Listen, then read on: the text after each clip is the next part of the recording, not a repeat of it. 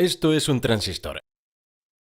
Es uno de los dispositivos más importantes que se han inventado, así que vamos a aprender cómo funcionan en detalle en este vídeo.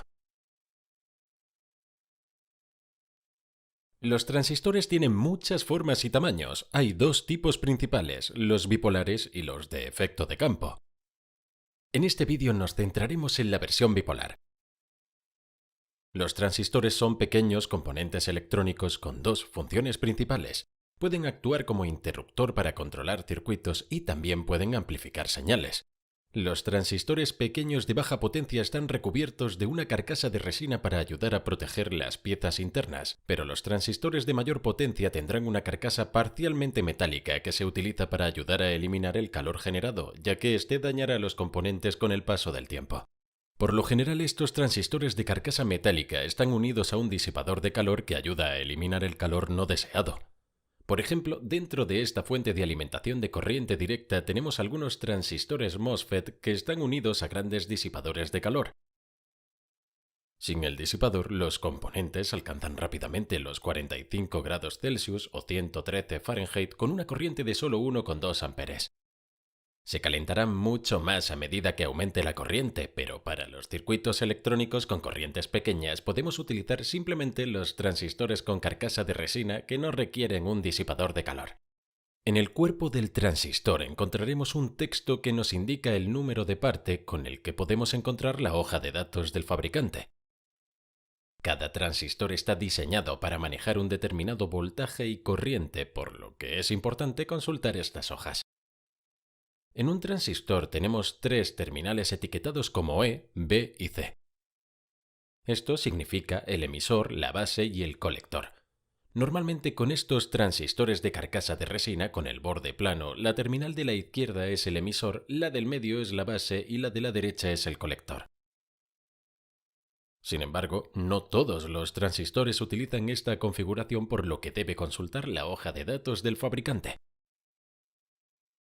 Sabemos que si conectamos una lámpara a una batería, esta se iluminará. Podemos instalar un interruptor en el circuito y controlar la luz interrumpiendo la alimentación, pero esto requiere que una persona controle manualmente el interruptor. Entonces, ¿cómo podemos automatizar esto? Para ello utilizamos un transistor. Este transistor bloquea el flujo de corriente por lo que la luz está apagada.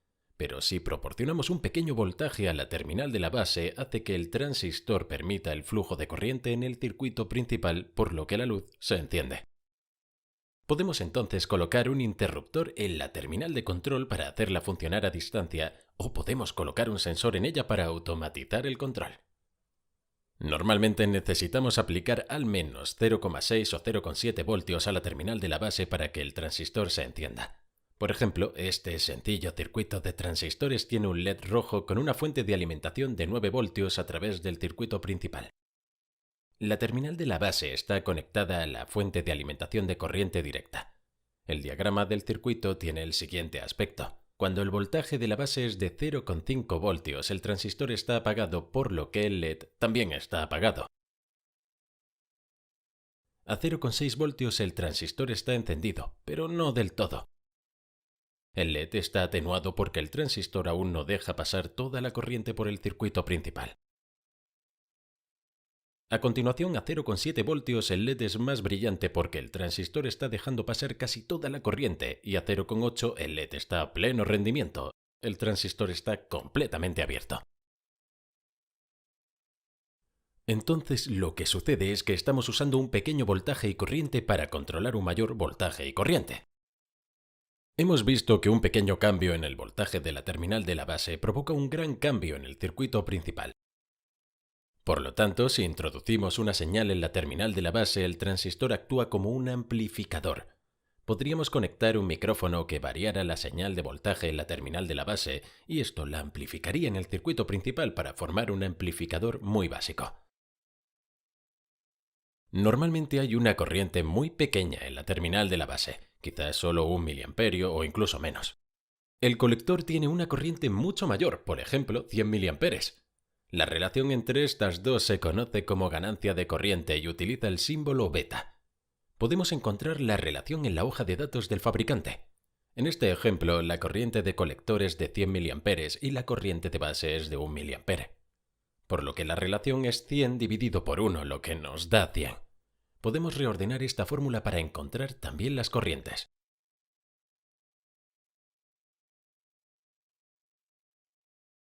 Tenemos dos tipos principales de transistores bipolares, el tipo NPN y el PNP. Los dos transistores parecen casi idénticos, por lo que tenemos que revisar el número de parte para saber cuál es cada uno. Utilizando un transistor NPN, tenemos el circuito principal y el circuito de control. Ambos están conectados al positivo de la batería. El circuito principal está apagado hasta que pulsamos el interruptor del circuito de control.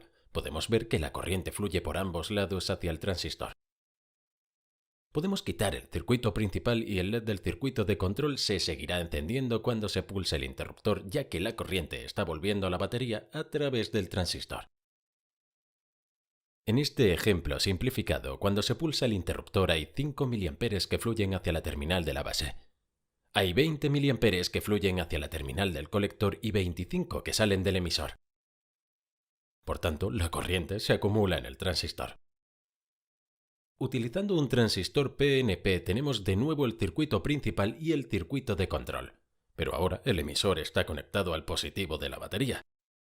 El circuito principal está apagado, hasta que pulsamos el interruptor del circuito de control. Podemos ver que parte de la corriente fluye fuera de la terminal de la base y vuelve a la batería.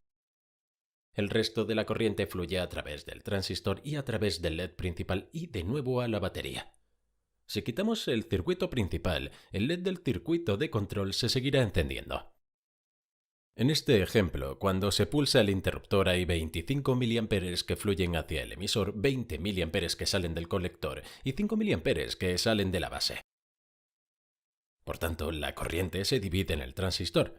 Voy a ponerlos uno al lado del otro para que puedas ver cómo se comparan. Los transistores se muestran en los dibujos eléctricos con símbolos como estos. La flecha se sitúa en la terminal del emisor. La flecha señala la dirección de la corriente convencional para que sepamos cómo conectarlos en nuestros circuitos. Para entender cómo funciona un transistor, quiero que primero te imagines agua fluyendo por una tubería. Fluye libremente por la tubería hasta que la bloqueamos con un disco. Ahora, si conectamos una tubería más pequeña a la principal y colocamos una compuerta giratoria dentro de esta tubería pequeña, podemos mover el disco utilizando una polea. Cuanto más se abra la compuerta giratoria, más agua podrá fluir por la tubería principal. La compuerta giratoria es un poco pesada, por lo que una pequeña cantidad de agua no será suficiente para abrirla. Se necesita una cierta cantidad de agua para forzar la apertura de la compuerta. Cuanta más agua fluya en esta pequeña tubería, más se abre la compuerta y permite que fluya más y más agua en la tubería principal. Así es como funciona esencialmente un transistor NPN. Quizás ya sepas que cuando diseñamos circuitos electrónicos utilizamos la corriente convencional. Así que en este circuito de transistor NPN suponemos que la corriente fluye desde el positivo de la batería hacia las terminales del colector y la base y luego sale por la terminal del emisor. Siempre utilizamos esta dirección para diseñar nuestros circuitos. Sin embargo, eso no es lo que ocurre en realidad. En realidad, los electrones fluyen del negativo al positivo de una batería. Esto fue demostrado por Joseph Thomson, quien realizó algunos experimentos para descubrir los electrones y también demostrar que fluyen en la dirección opuesta. Así que, en realidad, los electrones fluyen del negativo al emisor y luego salen del colector y de la base. A esto le llamamos flujo de electrones. Las pondré una al lado de la otra para que puedas ver la diferencia entre las dos teorías. Recuerda que siempre diseñamos los circuitos utilizando el método de la corriente convencional, pero los científicos e ingenieros saben que el flujo de electrones es cómo realmente funciona. Por cierto, también hemos explicado en detalle el funcionamiento de una batería en nuestro vídeo anterior. Bien, sabemos que la electricidad es el flujo de electrones a través de un cable. El cable de cobre es el conductor y el plástico es el aislante. Los electrones pueden fluir fácilmente a través del cobre, pero no pueden fluir a través del aislante de plástico. Si observamos el modelo básico de un átomo para un conductor metálico, tenemos el núcleo en el centro y este está rodeado por una serie de capas orbitales que contienen los electrones. Cada capa contiene un número máximo de electrones y un electrón debe tener una determinada cantidad de energía para ser aceptado en cada capa. Los electrones más alejados del núcleo son los que tienen más energía. La capa más externa se conoce como capa de valencia. Un conductor tiene entre 1 y 3 electrones en su capa de valencia. Los electrones se mantienen en su lugar gracias al núcleo, pero hay otra capa conocida como banda de conducción. Si un electrón puede llegar a ella, puede liberarse del átomo y pasar a otros átomos. En un átomo metálico como el cobre, la capa de valencia y la banda de conducción se sobreponen, por lo que es muy fácil que los electrones se muevan. En el caso de un aislante, la capa más externa está repleta. Hay muy poco o ningún espacio para que un electrón se integre. El núcleo tiene un fuerte control sobre los electrones y la banda de conducción está muy lejos, por lo que los electrones no pueden llegar a ella para escapar. Por lo tanto, la electricidad no puede fluir a través de este material. Sin embargo, hay otro material conocido como semiconductor. El silicio es un ejemplo de semiconductor. En este material hay un electrón de más en la capa de valencia para que sea un conductor, por lo que actúa como un aislante. Pero como la banda de conducción está bastante cerca, si proporcionamos algo de energía externa, algunos electrones ganarán suficiente energía para dar el salto a la banda de conducción y quedar libres. Por lo tanto, este material puede actuar como aislante y como conductor. El silicio puro casi no tiene electrones libres. Así que lo que hacen los ingenieros es recubrir el silicio con una pequeña cantidad de otro material, lo que cambia sus propiedades eléctricas. A esto lo llamamos dopaje de tipo P y de tipo N.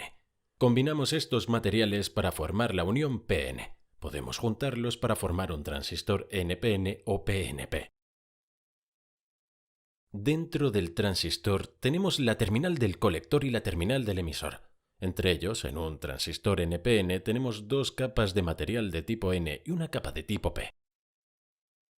El conductor de la base está conectado a la capa de tipo P. En un transistor PNP esto está configurado justo al revés. Todo está recubierto de una resina para proteger los materiales internos. Imaginemos que el silicio aún no ha sido dopado, por lo que solo hay silicio puro en su interior. Cada átomo de silicio está rodeado por otros 4 átomos de silicio. Cada átomo quiere 8 electrones en su capa de valencia, pero los átomos de silicio solo tienen 4 electrones en su capa de valencia. Por lo tanto, comparten disimuladamente un electrón con su átomo vecino para conseguir los 8 que desean. Esto se conoce como enlace covalente. Cuando añadimos el material de tipo N, como el fósforo, este ocupará la posición de algunos de los átomos de silicio. Los átomos de fósforo tienen 5 electrones en su capa de valencia. Así que como los átomos de silicio comparten electrones para conseguir los 8 deseados, no necesitan este extra, lo que significa que ahora hay electrones de más en el material y estos son libres de moverse. Con el dopaje de tipo P añadimos un material como el aluminio. Este átomo solo tiene 3 electrones en su capa de valencia. Por lo tanto, no puede proporcionar a sus 4 vecinos un electrón para compartir, por lo que uno de ellos tendrá que quedarse sin él. Esto significa que se ha creado un hueco que puede ocupar un electrón. Ahora tenemos dos piezas dopadas de silicio, una con demasiados electrones y otra con pocos electrones. Los dos materiales se unen para formar una unión PN. En esta unión obtenemos lo que se conoce como región de agotamiento. En esta región, algunos de los electrones sobrantes del lado de tipo N se desplazarán para ocupar el hueco del lado de tipo P. Esta migración formará una barrera con una acumulación de electrones y huecos en lados opuestos. Los electrones están cargados negativamente y los huecos se consideran, por tanto, cargados positivamente. Así que esta acumulación provoca una región con carga negativa y otra con carga positiva. Esto crea un campo eléctrico y evita que se muevan más electrones. La diferencia de potencial a través de esta región suele ser de unos 0,7 voltios. Si conectamos una fuente de voltaje a través de los dos extremos con el positivo conectado al material tipo P, se creará una polarización directa y los electrones comenzarán a fluir. La fuente de voltaje tiene que ser mayor que la barrera de 0,7 voltios, de lo contrario, los electrones no pueden hacer el salto. Cuando invertimos la fuente de alimentación para que el positivo esté conectado al material tipo N, los electrones retenidos en la barrera serán arrastrados hacia el terminal positivo y los huecos serán arrastrados hacia el terminal negativo. Esto provoca una polarización inversa. En un transistor NPN tenemos dos capas de material tipo N, por lo que tenemos dos uniones y por tanto dos barreras. Por lo tanto, no puede fluir corriente a través de él normalmente. El material tipo N del emisor está muy dopado, por lo que hay un gran exceso de electrones. La base de tipo P está ligeramente dopada, por lo que hay algunos huecos. El colector de tipo N está moderadamente dopado, por lo que hay un exceso de electrones aquí. Si conectamos una batería a través de la base y el emisor con el positivo conectado a la capa de tipo P, se creará una polarización directa. La polarización directa hace que la barrera se colapse siempre que el voltaje sea de al menos 0,7 voltios. Así, la barrera disminuye y los electrones se precipitan para llenar el espacio dentro del material tipo P. Algunos de estos electrones ocuparán un hueco y serán atraídos hacia el terminal positivo de la batería. La capa de tipo P es delgada y está ligeramente dopada a propósito para que haya pocas posibilidades de que los electrones caigan en un hueco. El resto permanecerá libre para moverse por el material. Por lo tanto, solo una pequeña corriente saldrá de la terminal de la base dejando un exceso de electrones ahora en el material de tipo P. Si entonces conectamos otra batería entre el emisor y el colector con el positivo conectado al colector, los electrones cargados negativamente dentro del colector serán atraídos hacia el terminal positivo, lo que provoca una polarización inversa. Si recuerdas, con la polarización inversa, los electrones y huecos de la barrera son atraídos de nuevo al otro lado. Así, los electrones del lado de la barrera de tipo P son arrastrados hacia el lado de tipo N y los huecos del lado de tipo N son arrastrados hacia el lado del P. Hay un exceso de electrones en el material de tipo P, por lo que se moverán para ocupar estos huecos y algunos de ellos serán arrastrados al otro lado, porque el voltaje de esta batería es mayor, por lo que la atracción es mucho mayor. A medida que estos electrones son atraídos, fluyen hacia la batería, por lo que se desarrolla una corriente a través de la unión de polarización inversa. Un mayor voltaje en la terminal de la base abre completamente el transistor, lo que significa que hay más corriente y más electrones moviéndose hacia la capa de tipo P, y por tanto, más electrones son arrastrados a través de la polarización inversa. También vemos más electrones fluyendo en el lado del emisor del transistor comparado con el lado del colector. Bien, eso es todo por este vídeo, pero para seguir aprendiendo sobre ingeniería eléctrica, haz clic en uno de los vídeos que aparecen en pantalla y te espero en la siguiente lección. No olvides seguirnos en Facebook, Twitter, Instagram, LinkedIn y por supuesto en engineeringmindset.com.